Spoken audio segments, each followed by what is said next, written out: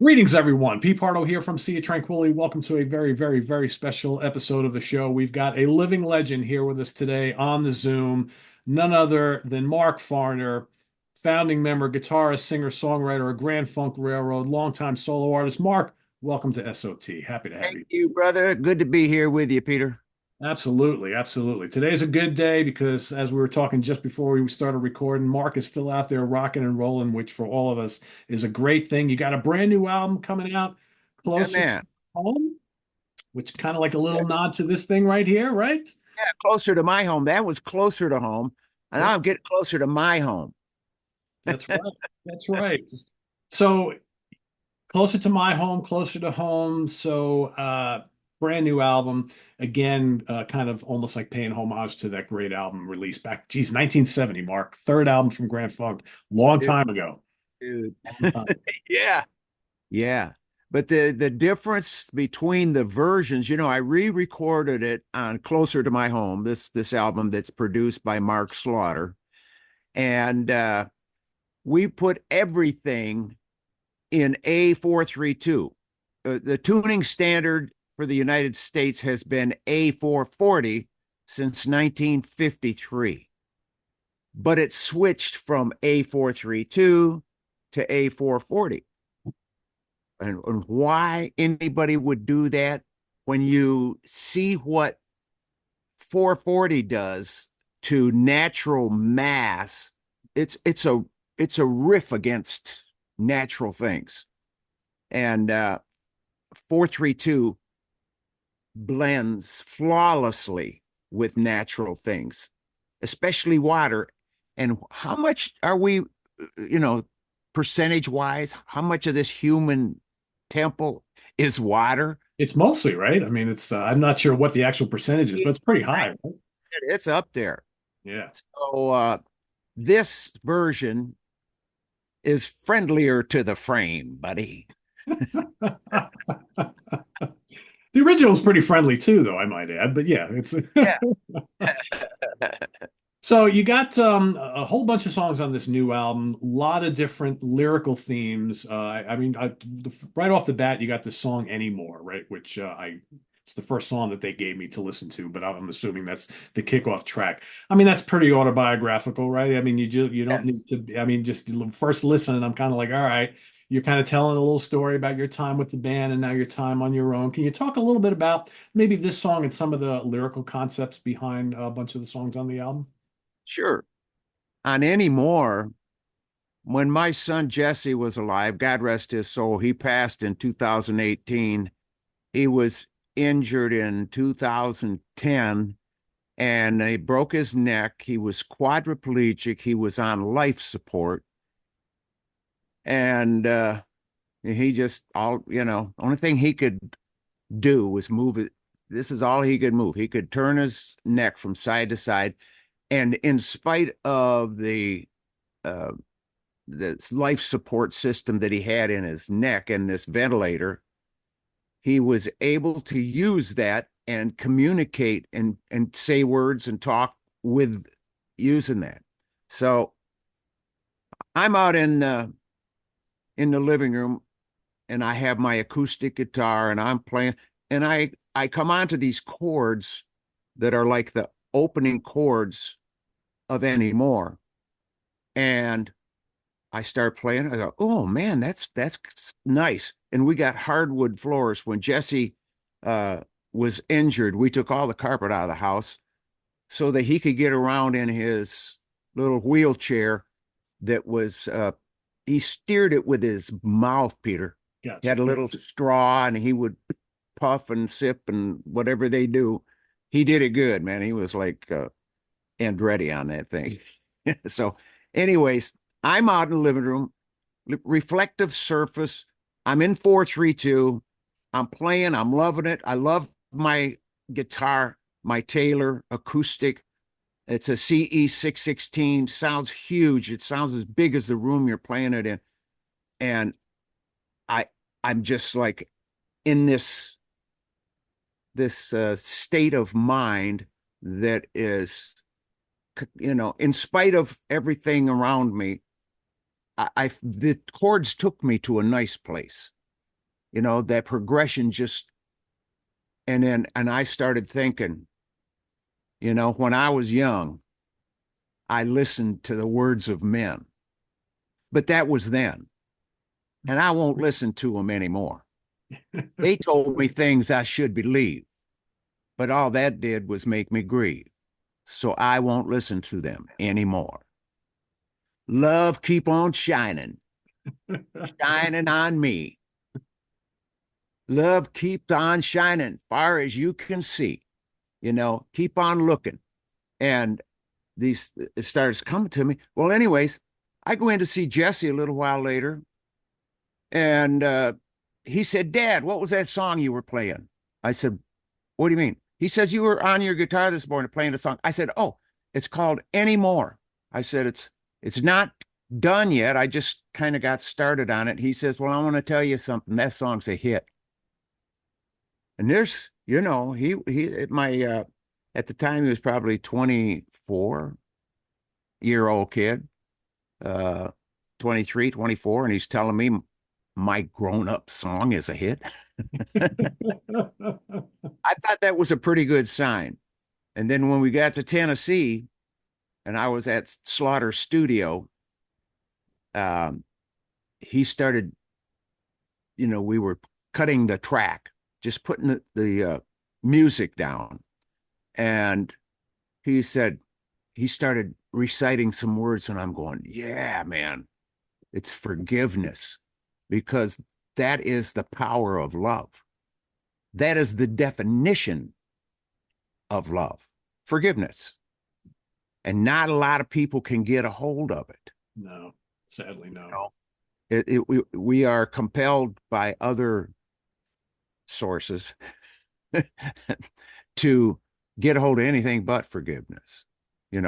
It's all this vengeance and all this, "I'll hate you and you prick, you some bit." I mean, it's all this hateful stuff going down.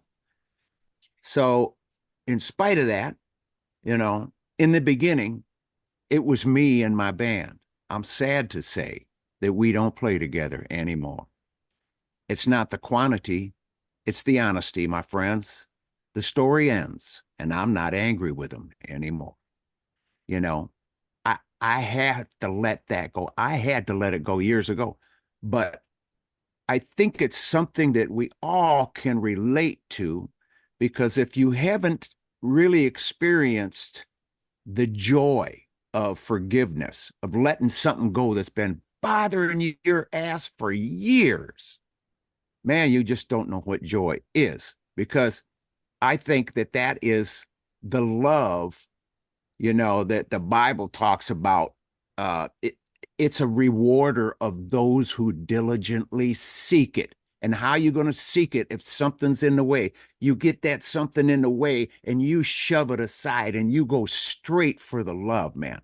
And that's what our heart is really made of. That's what brought us here, and that's what'll take us from here, brother. So this song, Anymore, is all about that love, man. There's something to be said about lifting the negativity from within, right? And just Yeah, letting it go, right? So you can yeah, kind of move on to other things and continue on like in a positive way. And it is sad that some people just can't do that. yeah. But it's for those of us who are experiencing it, and Lord knows I'm not perfect, but I do pray before I slip my feet out on the floor every morning. I'm asking God, God, show me where that anchor is. I know there is some stuff I got to get rid of. It took a long time. I'm 76 years old. I've been stuffing things for years. But this debt consciousness that we are all subjected to is it's accumulative in its nature. It's just a layer after layer after layer, and it just keeps pushing down on us. It keeps suppressing who we are. It suppresses that ability to forgive and to genuinely get in touch with your real heart. And all of it's clouded, but it's a matter of our imagination. You can't go down to the drugstore and buy a box of this stuff. Debt is not you can't buy it by the truckload and have them dump it in your front yard and wade through it and experience, see what that's about. It's it's up here. And because the body follows the mind, you know, uh there is all kinds of uh indebtedness that we incur, but we don't see it that way because we got our blinders. There's been enough pain to where all of us have been forced to put things up so that we don't look this way or that way too much, or we ain't gonna get done what we're supposed to be doing. You know what Yeah. I'm saying? Yep. If Yeah. we get entangled in somebody else's shit, and there will be. But um, that this song, anymore is all about that forgiveness, and the forgiveness is the power, man. It is the true power of life. It gives strength to everything else that we do because we are all students until our dying day. We better look at ourselves as a student. We don't know everything, Yep. and we need to learn. You know, we Yep. need to learn from each other. I love your comment from your son. And by the way, I'm very sorry for your loss. About how he said, "Well, this song, Dad, this could be a hit single, right?" And one of the things as I was going through the new record, and I'll just mention a few songs that just kind of struck me right off the bat. So you got Facade, which has got a message that's all too relevant today. I think anybody listens to the words behind that song, be like, "Oh yeah, I know lots of people who are doing that sort of thing."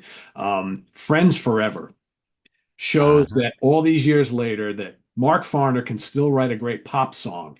And one of the notes I put down, in a perfect musical climate, I could see this song being a hit single on American radio. Of course, we're not in that climate today, right? So, but I think it's great that there are songs on here that an average listener can relate to, but that, I mean, Friends Forever is just, again, it's just a great pop song with a great message.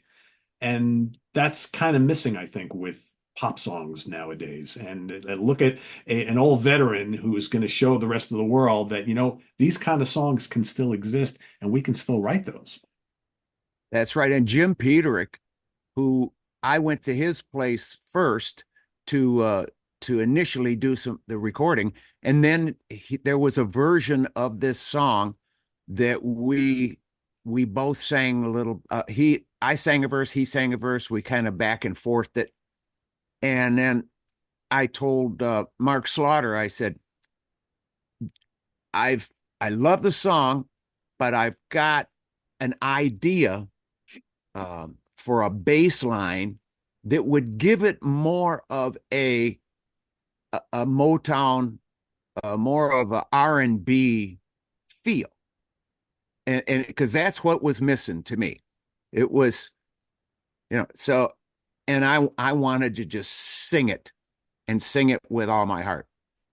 And Slaughter says, get them to send me the files, man. Get them to send me the stems. That's what, each one is a stem, and you put it in the digital audio workstation and you work it out. There you go. And Slaughter knows all that stuff.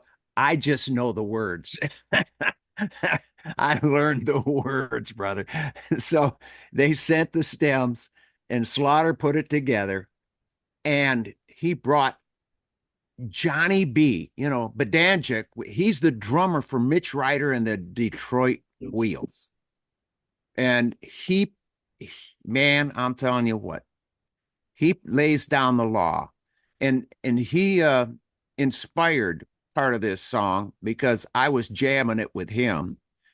And he's saying it's got to be, this is so beautiful. The words are so beautiful. It's got to be just a simplistic part, but authoritative. And he knows that groove. Um, in fact, he played on The Prisoner. Johnny B did, and that authority is there. But Jim Peterick's son, with just the slightest amount of coaching, heard it, laid it down, and man, and Peterick is playing uh keyboards, except for the B3, and that is Scotty May, from Hammond doing that. Are those Uh, synthesizers doing kind of like the horn parts on there, or are they actual horns? those are actual horns Oh, on great. Okay. Prisoner. Yeah, those are the Prisoner. But on the song that Peter and I wrote, we we had the meeting of the mind, and it was, I don't know, there was just that something, and it was that bass part that was bothering me until I got it down there to Slaughters, and Friends Forever blossomed there. It just it did it. And the way Slaughter mixed it, it was more dry, less of the effects. Just musicians in a room playing is what it comes out to be. And it's I think that's a setup, and that's kind of what's missing too in today's music. And everything today is played to a click track, Peter. You know, it's mechanical, it's AI, and you're just kind of going along with it. Back when I'm Your Captain Closer to Home was cut, there was no such thing as a click track. You played to the drummer. Yep. You know how many hit songs there were before a click track? Lots. Tons. And it was human. Yeah. It's a human feel. It is. I mean, drummers, they get excited, they'll step that beat up a little bit, and then they set it back down in the groove, and it kind of settles back in. And this thing, there's a fluctuation, but it's very, very human, and our human ears go right along with it. And I bet 100% of the people couldn't tell you if there was a click track or not on those all those early records, because they didn't give a crap. You Yeah. know, they were just clapping and dancing, and yeah, let's groove.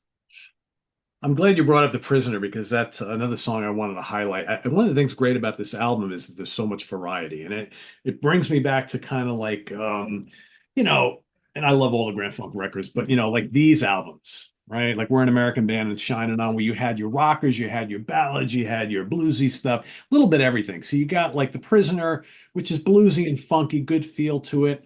I mean, Mark Farner, the rocker, is still alive and well. You got Same Game and Real. Both of those rock really hard. You got Friends Forever, a pop song. So there's like a little bit of everything on here, which I think is great. And I got to ask you, what's your secret? Because your voice still sounds as great as ever.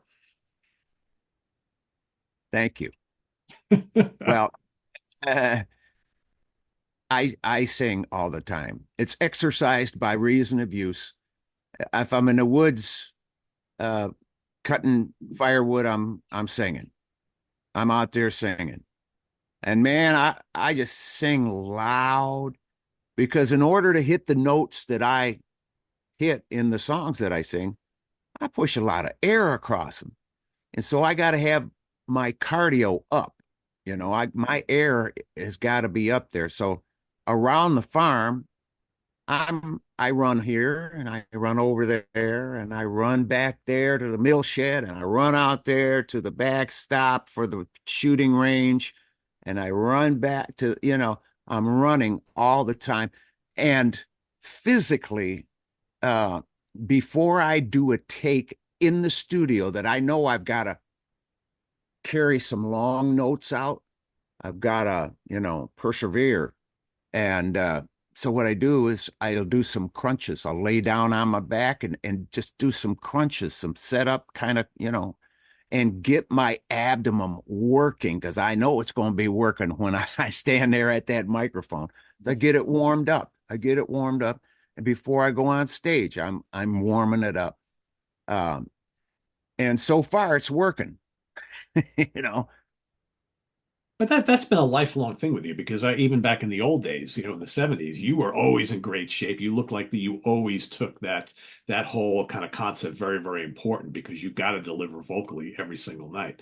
So and I think that's a good thing to do. I think anybody who's in a position like yourself who's got to perform and especially use that voice because it's so powerful, you got to take care of your whole body, right?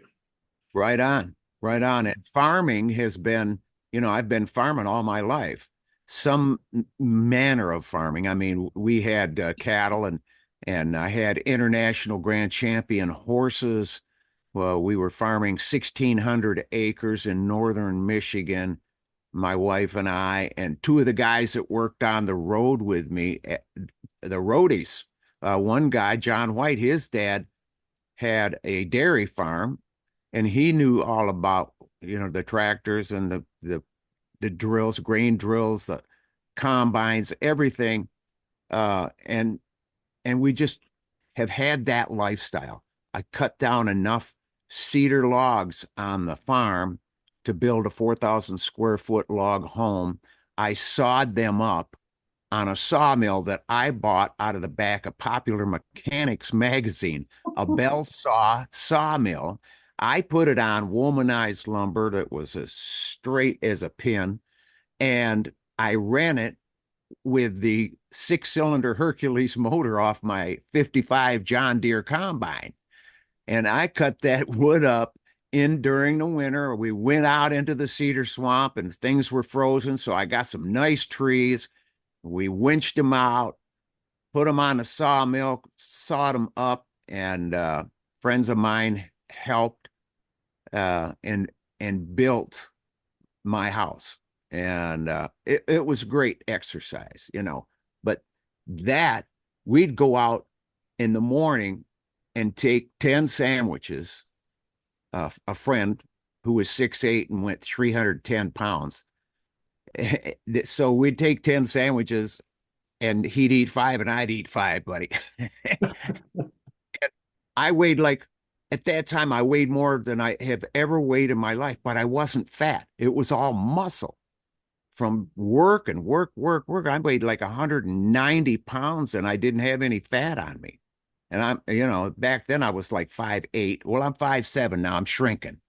It happens to all of us, Mark. Yeah. It happens to all of us. I've noticed myself because I was 5'9" for a while, and now I'm kind of like 5'8.5", and I'm like, here we go. Here we go. It's Ah, inevitable. yeah, man. I hear you. So you know what I'm talking Oh about. yeah. Yeah. Yeah. And Yeah. I think other people out there watching and listening, they're getting it too. Oh yeah. My mother tells me that all the time. She goes, I don't know what happened. I keep shrinking. Like you used to be not as tall as you are. And I'm like, well, I'm not as tall as I was, but yeah, you're shrinking. So 13 studio albums, roughly 15 years in the existence of the original Grand Funk Railroad. I mean, you guys created some timeless music. I talked to a lot of fans who love the band, and some favor the early, raw, hard rock and heavy albums. Some like the later albums that are a little more polished, a little more musical and tuneful. Um, what are like maybe three out of all those albums? What are the three that you're most proud of looking back on that period in your life? I would have to say E Pluribus Funk. Yes. E Pluribus Funk. Uh, yeah, brother. You must know me because that's like one of that and the second album are have always been my favorites. I think E Pluribus Funk is so underrated, so good, so much energy. Love it. I'm happy to hear that. Yeah. Well, let me tell you a little story about that album. When Humble Pie came from England to play in the United States, they had opened for Grand Funk when we were in Europe. And we said, man, we gotta bring these guys back to the United States to open for us because the people in the US will love these guys. They will absolutely love them. So I I was talking with Steve Marriott, and he says, Farner, man, I got this SG that I want to sell you. I'll bring it with me when we come to do the gig. I said, okay, man, bring it. And so he showed it to me, and it's a white SG, Gibson SG, and the headstock had been snapped off of it, and somebody epoxied it.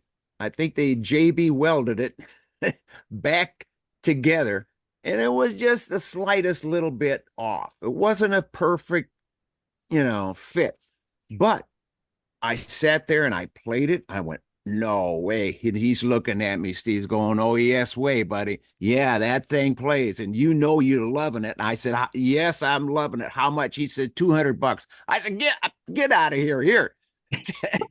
Take my money, please. Yeah. I said, yeah.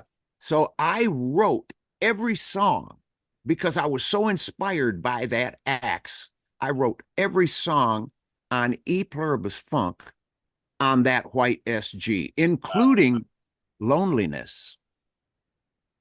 And and people love that studio album. It was recorded in Cleveland at Cleveland Recording Company.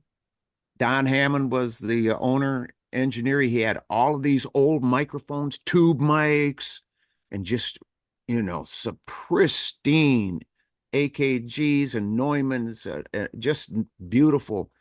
And his thing was, don't touch the EQ.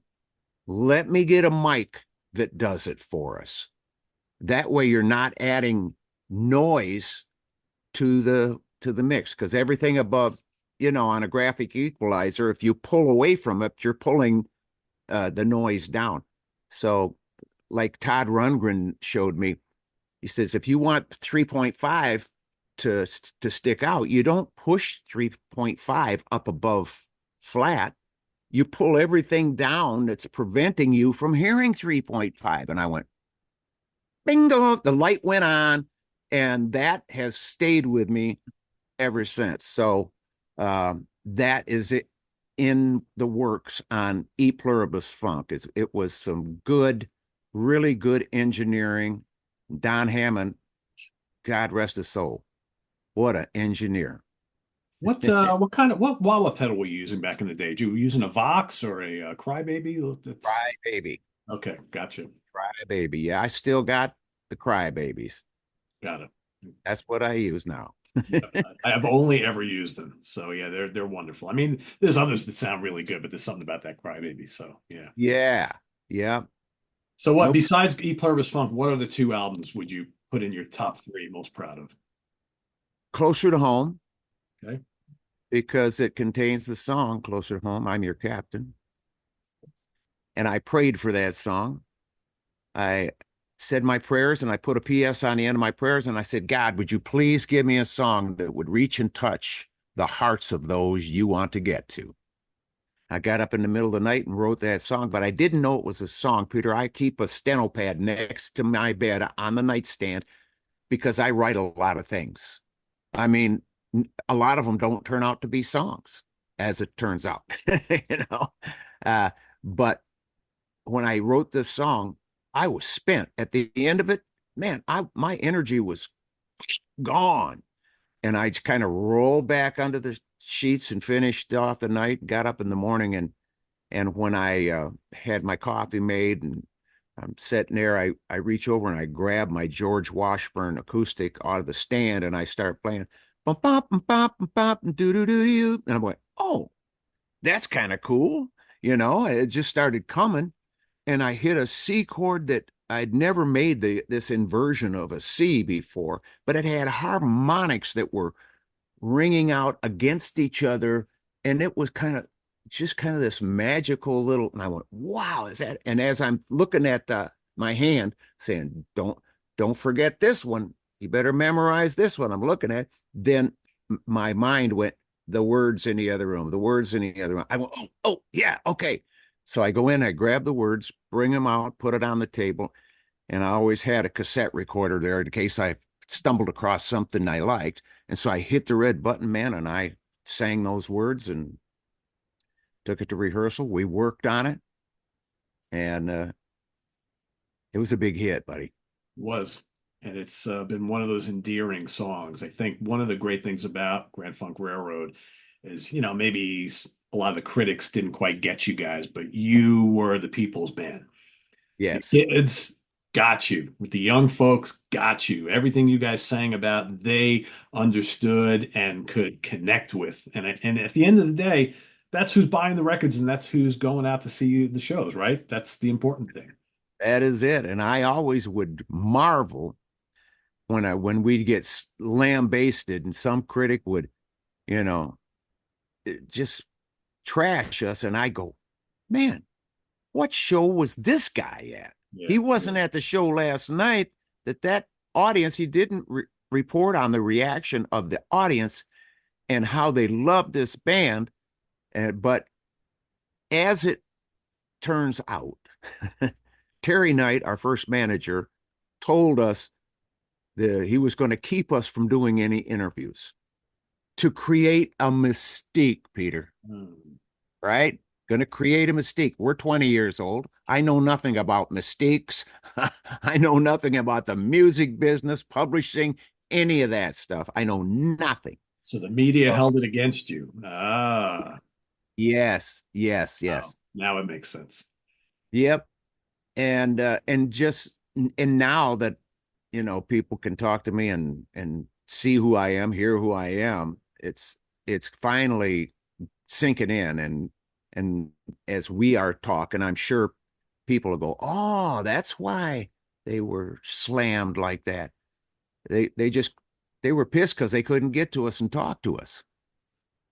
So just write you off because, yeah, they must not think that we're important enough to talk to. So we'll give them bad reviews and ignore them and all that. Yeah, that kind of makes sense. That kind of Yeah. makes sense. And the first album, On Time, I got to put that in there for the third one. On Time contains the first song that I ever written, and I was touring with Dick Wagner in his band, the Bossmen, which was a popular band in Michigan and Indiana, Illinois, Ohio, and we were coming in one night to his apartment in Saginaw, Michigan. His wife and two kids were asleep, of course.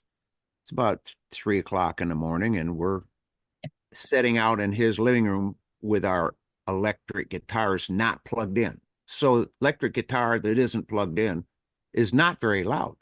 So we're Right. not we're not waking him up, but he's showing me some chord inversions and what have you. And I just came out and because I was always amazed that he could just come up with a song. I said, Dick, how do you write all these songs, man? Where does that come from? And he reaches over and he touches me right here. And he says, they come from right there, Farner. And I go, really? He says, yeah, man, you can write songs. They're inside. You just got to get in touch with your heart that you got songs in there. So he went to bed. I stayed up and I wrote Heartbreaker. Heartbreak is a great song. That You know, it's amazing too. I never really realized until a couple of years ago. The On Time album is a long album. You guys were pushing the boundaries of like a single LP back in the day. I mean, it's like every song on that album is like, 5, 6, 7 minutes long. How'd you get away with that? Because that was not really, this was what, 1969? I mean, that's you not know, who was doing that back then. yeah, and it was cut on a Scully 8 track, dude. Cleveland recording, There you go. There the, you the go. marvel of Cleveland recording, and Don Hammond. So cool. Yeah. Anyone ever tell you that one of the greatest covers ever recorded is your version of Inside Looking Out? Magnificent. Thank you. It's come on. I mean, the original's fine, but you guys made it your own. I mean, that to me, that's a Grand Funk Railroad song. And when did you come up with changing the lyric to Nickel Bag away from Burlap Bag? When did that happen out on the road? It happened actually. Yeah. We were rehearsing the song in Jim Atherton's garage. This is before we were Grand Funk. We were the pack, and we started, just jamming it. And I'm sitting here lonely like a broken man, and the guys are going, oh, it just kind of those beats that it really sets that song. It puts it in gear, you know, and it gets you kind of wound up. And then when the thing comes in and the three pieces are playing together, then it's okay. Here we go. We're in the saddle now. We're we're going to slap this baby on the butt. Yeah, yeah, yeah. Yeah.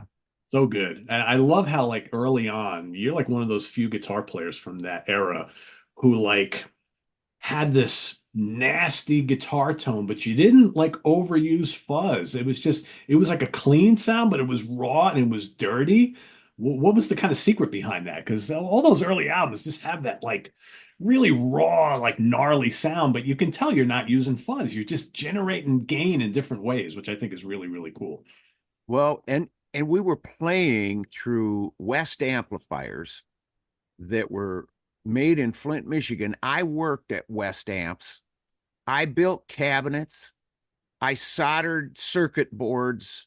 Uh, I put the vinyl on the outside of the. I mean, we worked there. Dennis Bellinger and myself both worked at West Labs building these things. And when we would take a break, we have like a 15-minute break every 2 hours. Would take 15 minutes. Man, we were over on the instruments playing for 15 minutes, you know. And the the guitar that I ended up getting from the guy who was a Sun amplifier representative, Bill Eberline, had the Messenger line, which is this baby up here. And that Messenger has a built-in boost in it, and it's just a toggle switch. You reach back and hit it forward, and you're boosted. And before I stuffed it with foam rubber and put masking tape over the F holes, it would just howl and scream and screech, and it still did a little bit of that, but I mean, it was uncontrollable before I stuffed it and taped it. And then I had to put Is some, that the same one? Is that the same guitar that you played all those years? yes, the very same one. Wow. Jeez. That's my Messenger. Trying to see what you're playing. I don't know. I know I was trying to see if you're playing it on the shirt that I'm wearing. This is from the 72 tour. But yeah, it's yeah, amazing that that guitar's still around. That's very cool. Yeah. Very It cool. needs a fret job, but I'm not letting anybody touch that thing. No, no. You got to keep that one forever. Yeah, absolutely. Right, brother. That's so awesome. So I want to be conscious of your time because I could sit and talk to you forever. But one last thing here before we let you go. So you guys have five platinum albums, four gold albums, lots of hit singles, tons and tons of concert tickets sold, yet you're still not in the Rock and Roll Hall of Fame. You guys were huge here in the States. You know, I know maybe Right. successful here than other places in the world, but what's the holdup here? What do they have something against you? Does it have anything to do with what we talked about before about you know, early on, you guys just not really speaking to the media much and them not liking you? You think it has anything to do with it? Does it have anything to I, do with the fact that you know, you're not in the band anymore? Like, why is Grand Funk Railroad not in the Rock and Roll Hall of Fame? I think it's the evidence that people need to realize they don't have anything to do. The fans don't have anything to do with who is in the Rock Hall. Wake up and smell the roses, Yeah, snap out of it. It's not up to the people.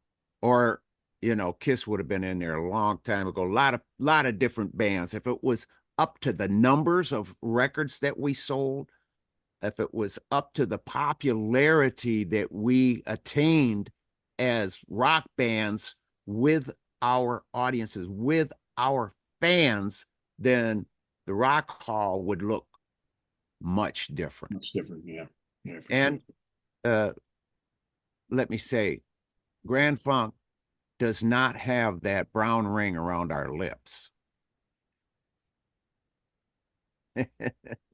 I get you. I get you. So in closing, Mark, I've seen the current or most recent incarnation of Grand Funk Railroad live. It's fun, but it's not Grand Funk Railroad.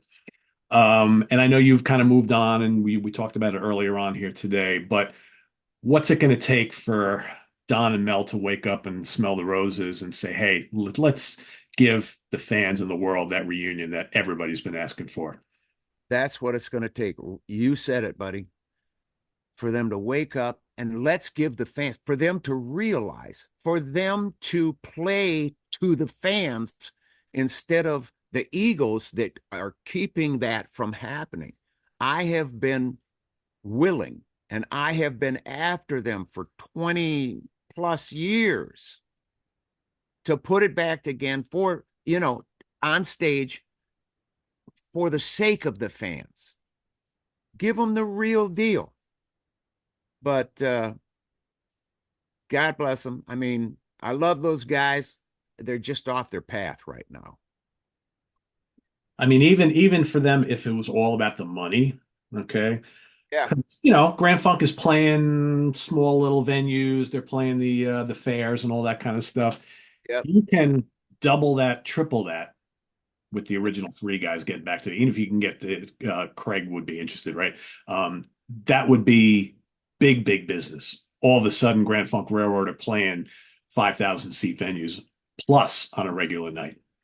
Easy. Even if it Yeah. was just about the money, right? Because we know a lot of bands get back together for the money, but I think Yeah. the fans would love to see it. I know you'd love to do it. I mean, it's been a long time. Sure.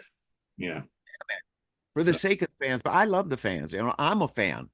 And dude, I wanted to see the Beatles when they were all still sucking air. yeah. I kept thinking, why don't they just bury the hatchet and do it for us? I want to see them. And my friend Kurt Johnson, he was the first guitar player. We were in a band together when we were 15 years old. When I first started playing guitar, it was Mojo and the Nightwalkers. And Kurt says, "Man, I want to see the Beatles. Let's go get them back together. Because don't you want to see them?" I'm going, "Hell yeah, I want to see them. You crazy?" You know. But it's I don't know. It's like putting a man and woman back together that have been divorced. Yeah. Yeah. You know, Yeah. might I not mean, I happen. get it, but it would be nice. It It would- would be great. yeah. Yeah. Thank you for bringing that up, and thank you for your conjecture. Well, I didn't want to, I mean, some people probably would be afraid to ask that question, but it's the question everybody wants to know the answer Yeah, to. And I'm sure you do as well. So, yeah. So for folks watching out there, if you want to see the OG of Grand Funk Railroad getting back together again, make your voices heard, make them loud. We got to get these guys to get back together at some point. It's what everybody wants. It's what everybody wants. But in the meantime, Mark's got a brand new album, Closer to My Home. What label is this on, Mark? Is this Frontiers? it's on Righteous Rock Oh, Records, Righteous Rock. Okay, got you. and all of the pre-sales up until the release date of November 8th, all the pre-sales are signed by me. The red vinyl album, which here's the cover for it. Oh, the cover. There you go. The red vinyl album is Americana, and the music is Americana. The back, this is the back. Uh, you know, it's not only a collector's piece, but there's only 9 songs that could fit on this album. So the 10th song, Friends Forever, is a bonus on the CD. Like you were talking, Peter, there's a limitation to how much you can successfully jam, onto a vinyl disc. Yep, yep, for sure. Cool. So November 8th, Closer to My Home. Get it where you get your music. And are there pre-orders directly from your website, Mark, or is there like a MarkFarner.com. okay, cool. So I'll put the link down below for everybody. I actually have it up on my screen here, so I'll put that down below. And if you have any specific questions for Mark, put them in the comments below the video. Maybe Mark will come back and watch, and he can answer them directly. And I want Thank to you. I want to thank the living legend himself, Mark Farner. I've been waiting years to talk to you, and thankful we could finally do that. And looking Yeah. forward to lots of success on the new record. And hope to see you out on the road one of these days. I'm from the Hudson Valley, New York. You played the Chance in Poughkeepsie many, many times over the years. And I'm sure you know it well. It's no longer there. Yeah. Unfortunately, they went out of business last year, but hope to see you around someday. And for everybody, thanks for watching. Visit us on the web at www.seatranquility.org. We're on Please. Facebook, we're on YouTube all together, all the damn time. For Mark Farner, I am Pete Pardo. Thanks for watching, everybody. Enjoy the rest of your day. Take care. Thank you.